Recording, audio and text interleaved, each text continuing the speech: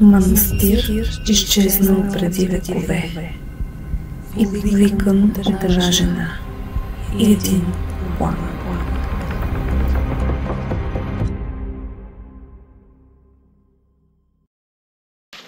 Днес, през последния ден на януари, през който времето по топлина спокойно може да се мери с някои от последните дни на април, нямаше как да останем вкъщи и решихме да направим една разходка.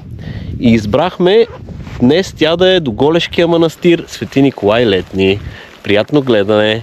Оставихме тук на отбивката и тръгваме по един черен път нагоре, който е сравнително добър, но ние искаме да се разходиме, така че тръгваме пеша.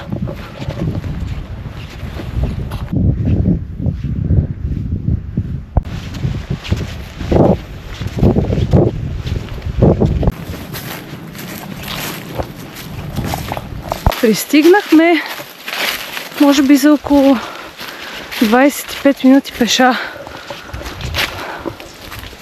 Даже има и къде да си обърнете колата, така че може да бъдете спокойно с нея. Виж как отварям. Здравейте, мадам. Благодаря ви, сър. В землището на село Голеш, махала Батлак, в подножието на връх Стране, се намира манастирът Свети Николай Чудотворец Летни. Малък, но с много голяма сила и интересна история, която искам да ви разкажа. По преценка на археолози, манастирът е на повече от 7 века. Преди много години в манастира идвала известната скулптурка Васка Емануилова, родена в село Конщица, Годечко.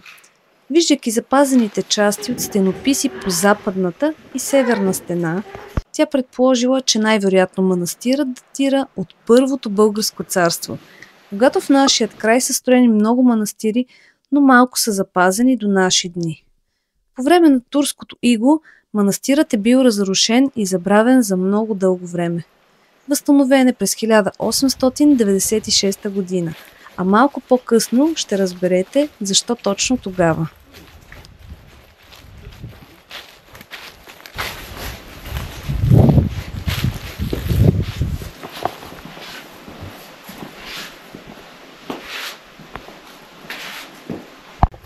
С Стефан купихме една икона, която сега ще дарим вътре.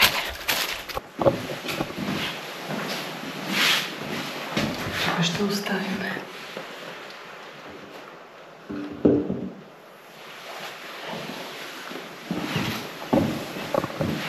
Каква чистница, каква работница съм си вземала на манастира, дойдехме да снимаме, да го посетиме и не се стърпе да умете, да изчисти.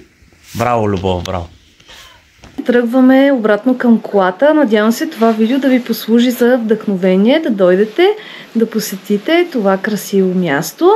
И също така да спомена, че може да дойдете съвсем спокойно в сухо време, дори и с лека кола тук до църквата, защото пътя е много приятен. И равен най-вече. И равен, да, може да стигнете спокойно с колата. Ако не, разходете се за около 25 минути. Ние успяхме да дойдем пеша до тук.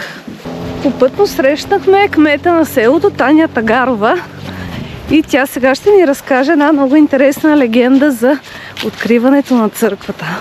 Баба Джунка от село Голеш сънува, че на мястото на манастира Свети Николай Летни вижда огън. Сънува го 3 пъти и накрая отива с съпруга си и с мъжа си, започват да копаят и през 1896 година откриват манастира Свети Николай Летни, който се намира в землището на село Голеш, махала Горни Батлак. И до ден днешен се поддържа от наследниците. На всеки 9 май на летния Николден се прави курбан.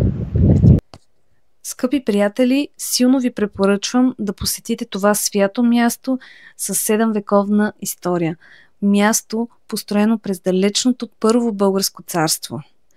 Това бе всичко от нас. Надявам се видеото да ви е харесало и да се абонирате за каналът. Чао и до скоро!